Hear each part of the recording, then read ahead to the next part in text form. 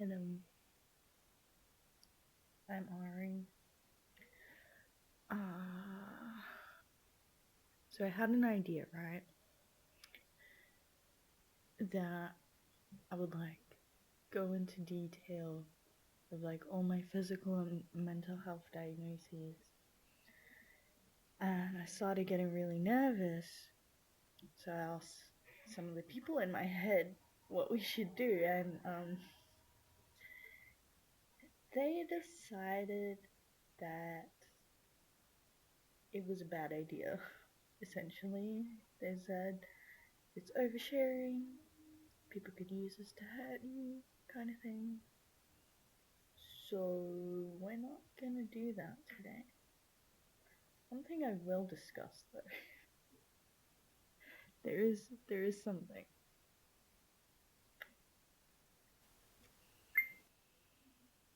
So there's this. So a while ago, I was in hospital. I got diagnosed with other dissociative disorder, which it turns out is not an accurate diagnosis in WA. How? I don't even know. So I'd spent quite a long time suspecting that I had DID, but it turns out it's much more likely to be OSDD or DDNOS. So we're gonna talk about the differences there, and what I think they meant when they wrote other dissociative disorder. Yeah. These are just some things I pulled from Wikipedia because I wrote this really late and I was tired, basically. Here we go. Dissociative identity disorder is characterized by the presence of at least two distinct and relatively separate identity states, or personality states. The disorder is accompanied by memory gaps that cannot be explained by ordinary forgetfulness. The personalities show in a person's behavior, but presentations can vary. And I do know that it is very covert disorder, overt versus overt. So an overt disorder is something like BPD, something that is very obvious and not well hidden, whereas a covert disorder is one in which part of the symptom is forgetting, and the protective factor of not wanting people to know. I honestly don't know where that comes from, but it's very prevalent. As far as I know, everyone I've spoken to who even knows anything about it all agrees that that is quite typical. So, yeah.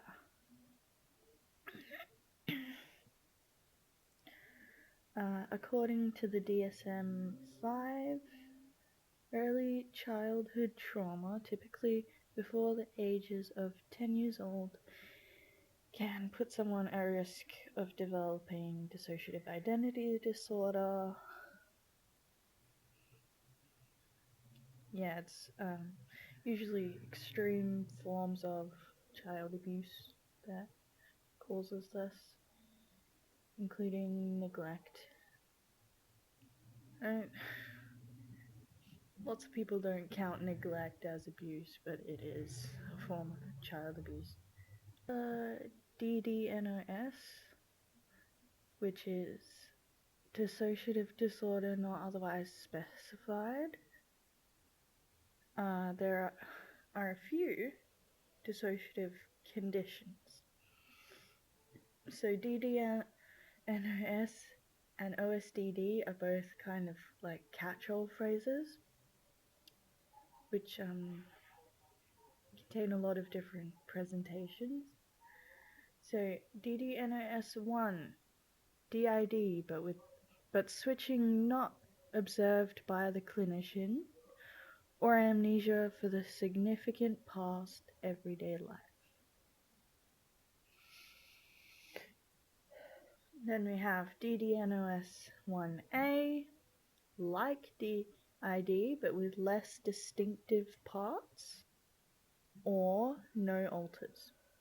Alters may be emotional fragments or the same individual at different ages. They can experience emotional amnesia rather than physical amnesia. I'm not quite sure what they mean by that, but okay. DDNOS1B, like DID, but no amnesia between alters. DDNOS2, derealization without depersonalization. DDNOS3, 4, 5, etc. This is what it says, by the way.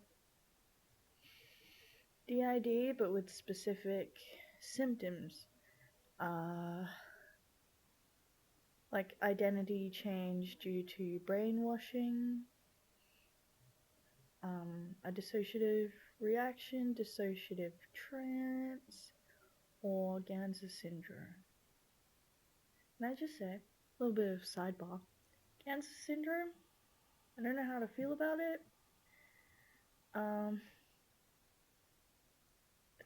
It's quite controversial even. I'll talk about that a different time. It's a whole mess. But anyway. And number 6 on that list is dissociative disorder with unclear symptoms. Okay, let's do OSDD. OSDD is a catch-all category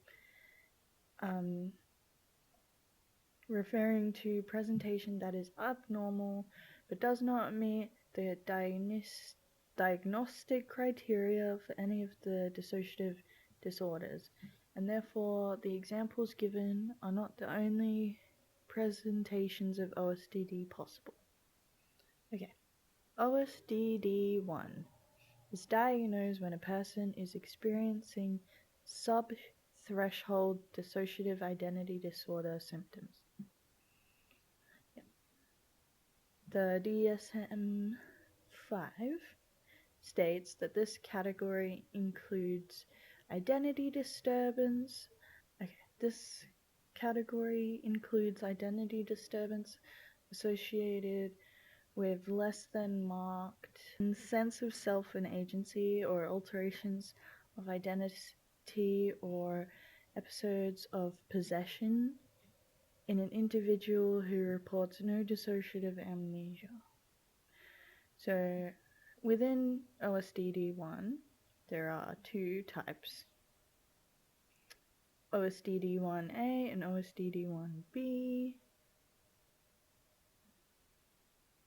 OSDD1A is described as DID but with less distinct alters.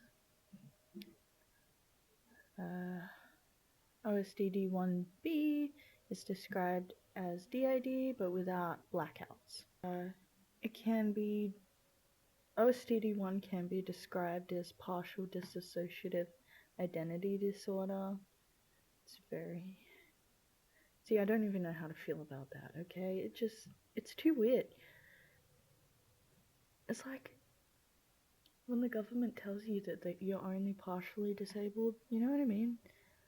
Like, I'm still disabled, bro. Coach? No. Anyway, back to the thing. People with OSDD2, as a result, experience distressing changes to and/or questioning of their identity. As a result of what? Ah, here we go. OSDD2 describes a dissociative identity disturbance caused by prolonged and intense conditioning. Okay. OSDD2 describes a dissociative identity disturbance caused by prolonged and intense coercive persuasion. The DSM gives the examples of brainwashing, thought reform, indoctrination,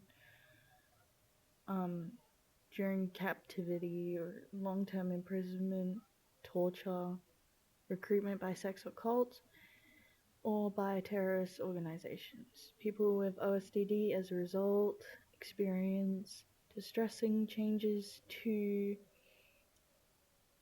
and/or questioning of their identity. Okie dokie. OSDD3 is diagnosed when a person experiences acute dissociative reactions to stress.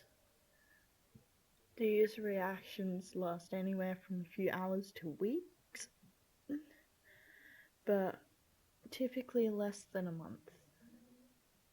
The dissociative conditions are characterized by constriction of consciousness, including depersonalization, derealization, perceptual disturbances, such as time slowing, macropsia, microamnesias, transient stupor, and/or alterations in sensory motor functions, like analgesia or paralysis. Oh my god. OSDD4 is characterized by a dissociative trance.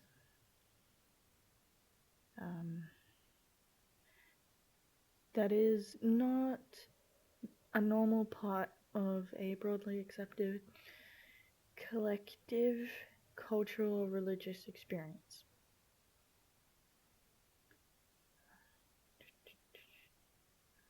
So,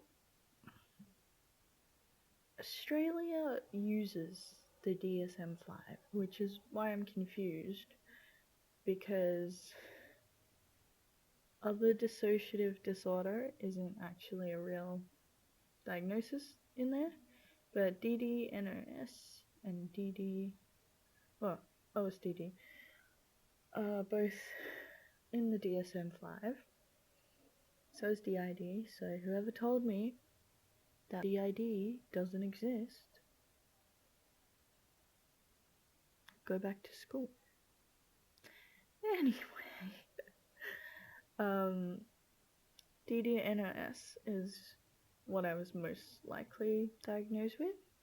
They just wrote it wrong, something like that. Yeah.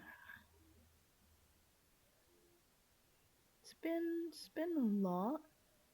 It's been really hard to get a diagnosis. Every time I try to get like a therapist to talk about it, their immediate response is, "Oh, can we meet them?" And I'm like, I can't make them front. God, if I could, I wouldn't be here. Like, I would just be taking a nap, like, you know? Another thing that they ask is like, don't you want to be more in control of your life? And I'm like, no, thank you. I mess everything up. I would like to sleep forever and let the bitches take control of everything. But we can't do that now, can we? And they always act like I'm like in charge. I'm really not. I'm the middleman. I'm the middleman. I'm the one who shows up. Sometimes. Most of the time. I'm the one who shows up and I do things. I do the everyday stuff. I mediate arguments between externals and internals and internals and internals. Yeah, that's my job. I'm a middleman. Don't treat me as the boss. I'm not the boss. If anything, I'm a middle manager. Yeah, it pisses me off. And then people like, oh, don't you want to be like all the same person? And I'm like, not really, because I can't imagine all of us being one person. And like, if they're gone, I'm nothing. I can't function without them. They tell me like, Ari, it's time to eat. Ari, you need to drink water. Ari, you need to go to the toilet. But also, they do better things too. One of them tells me, Ari, that's how that person is feeling, and this is how you should respond. And another one tells me, Ari, I'm seeing a pattern here, and if you don't do something, this is what's gonna happen. So what really pisses me off is when people just assume, like,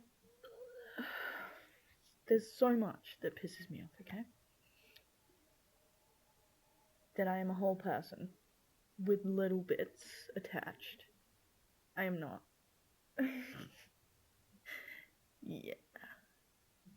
That I have complete control. I don't. I wish I did. That I wish I didn't have the other parts. I don't. They keep me alive. It's pretty great. What else?